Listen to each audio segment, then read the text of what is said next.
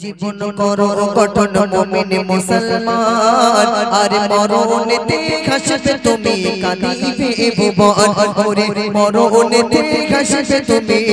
কাঁদিবে ভুবন এমন জীবন করো গঠন মুমিন মুসলমান আর মরণেতে খাসবে তুমি কাঁদিবে ভুবন ওরে মরণেতে খাসবে তুমি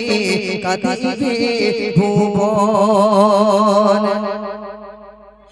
একটি গাড়ির চারটি চালক একটি গাড়ির চারটি চালক একটি প্যাসেঞ্জার একটি গাড়ির চারটি চালক একটি প্যাসেঞ্জার আর চাইবে চলে কবর দেশে কাঁদিয়ে সবার তুমি চাইবে চলে কবর দেশে কাঁদিয়ে সবার একটি গাড়ির চারটি চালক একটি গাড়ির চারটি চালক একটি প্যাসেঞ্জার আর চাইবে চলে কবর দেশে কাঁদিয়ে সবার তুমি চাইবে চলে কবর দেশে কাঁদিয়ে সবার মরণ গাড়ি আসবে বাড়ি মরণ গাড়ি আসবে বাড়ি ভুলে যে মরণ মরণ গাড়ি আসবে বাড়ি ভুলে যে মরণ আর সেই গাড়িতে তুলে দেবে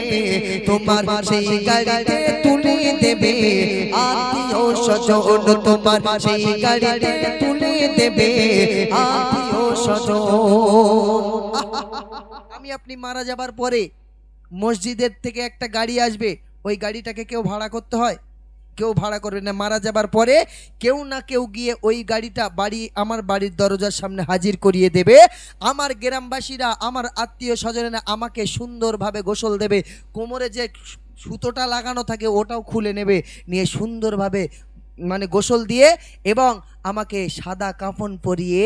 নবরূপে সাজিয়ে ওই গাড়িতে তুলে দেবে চোখের পানি ফেলতে ফেলতে বিদায় দেবে আমার আম্মা জান আমার আব্বা জান যদি ছুটে এসে ওই গ্রামবাসীর ওই আত্মীয় স্বজনের পা দুখানা জড়িয়ে ধরে বলে যে আমার সিরাজুল আমার ছেলেটা বড় ভালো ছেলে ছিল আমার বড় মায়ার আদরের সন্তান ছিল অন্তত তাকে আর একটা দিন রেখে দেয়া হোক আমরা তাকে একটু নয়ন ভরে দেখি দেখার পরে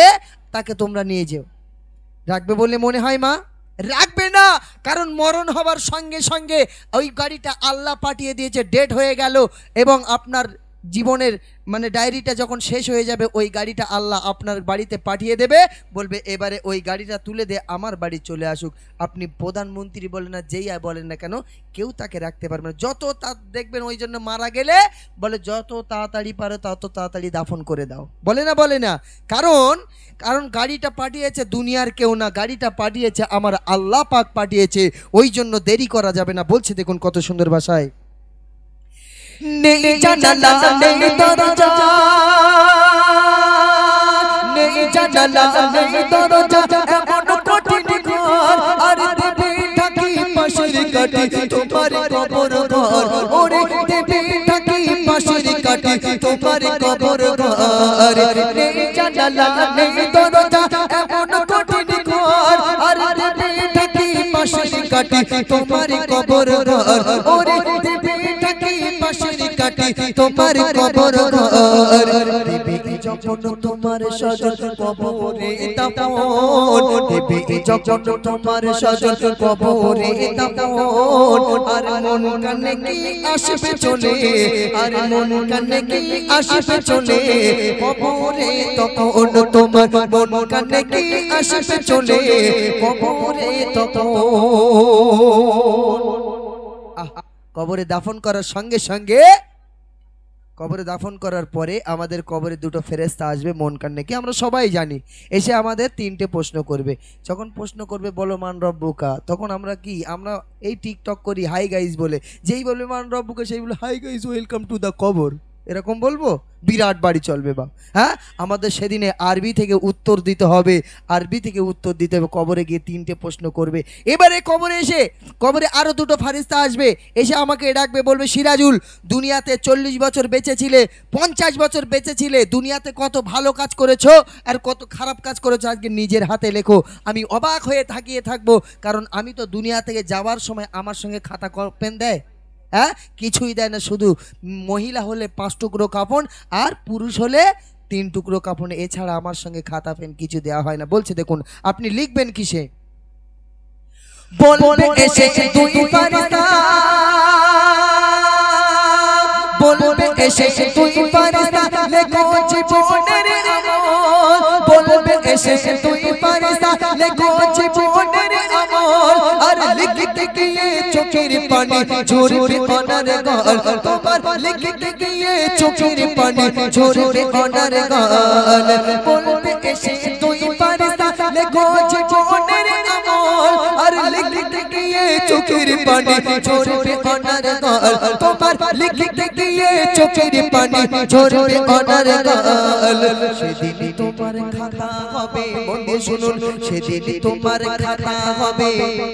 তোমারই কাফন, সেদিন তোমার খাতা হবে তোমারই কাফন, আর মুখের থুতু কালি হবে, আঙুল হবে যে কলম, ওরে মুখের থুতু কালি হবে, আঙুল হবে যে কলম। তাহলে কবরে যাওয়ার পরে খাতা হবে কি বাবু? কাফনের কাপড়। দেখবেন কাফন যখন পরানো হয় নিচেই একটা লম্বা কাফন দেওয়া হয় লাশের নিচে, আর লাশের উপরে একটা লম্বা কাফন দেওয়া হয়, দিয়ে ওই মাথার দিকে কোমরে আর পায়ে বেঁধে দেওয়া হয়। এই লম্বা লম্বা কাফন দুটো আমাদের জন্য কবরে খাতা হয়ে যাবে। এই গালের লালাটা থুতুটা আল্লাহ পাক কালি বানিয়ে দেবে, এই শাহাদাত আঙুলটা কলম হয়ে যাবে। সেদিনে কবরে নিজের হাতে লিখতে হবে কত মেয়ের ফোন নাম্বার দিছি, আর কত ছেলের ফোন নাম্বার দিয়েছি, কতবার ভিডিও কলে কথা বলেছি, সব নিজের হাতে কিন্তু কবরে লিখতে হবে। লেখা শেষ, আমার আমল আমার গলায় ঝুলিয়ে দিয়ে ফারিস্তারা চলে যাবে। কপাল যদি ভালো হয় বেঁচে গেলাম, আর কপাল যদি খারাপ হয় শুধু কোমরে লাথি মারবো। ফারিস্তা কোমরে মারে কেন? বিরাট লাগে। বলে মারবো না, বলে বিয়ে করে শ্বশুর বাড়িতে 8টি আর গাড়ি লিয়েছিল, ওই জন্য কিক মেরে দেখতি শালা কেরাম স্টার্ট হয়, বুঝতে পারেননি? আর একটা ফারিস্তা মুগুরির বাড়ি মাথায় মারবো, ফারিস্তা মাথায় মারো কেন? বিরাট লাগে। তাই মাথার সমস্যা, বলে মারবো না। ওই 8:30টার পরে সিরিয়াল, কটকটি, ভটভটি, চমচমি, হুড়ুম বাজা এইসবে মাথা চিবিয়ে খেয়েছিস, আর ওই যুবকদের বলবে তোর এই পাবজি ফ্রি ফায়ার ঠোস ঠাস করে খেলেছি, ওই জন্য আজকের হেডশট হচ্ছে, দেখ কেমন লাগে, বুঝতে পারেননি? তবে এদিকের মায়েরা সিরিয়াল দেখে না, খুব ভালো। এদিকের ভাইয়েরা পাবজি ফ্রি ফায়ার খেলে না, বুঝতে পারছেন তো? বলছে দেখুন, আখিরাতের করো কামাই,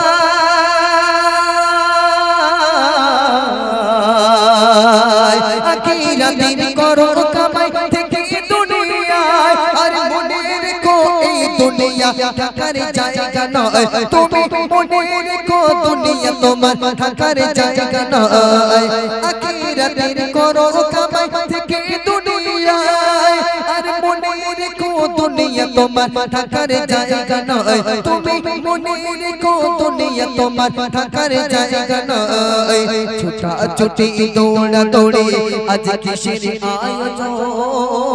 ওরে ছোটা ছুটি দৌড়া দৌড়ি আজ কিসের আয়োজন, আর সিরাজুল ইসলাম নেবে বিদায়, আজ তারিখ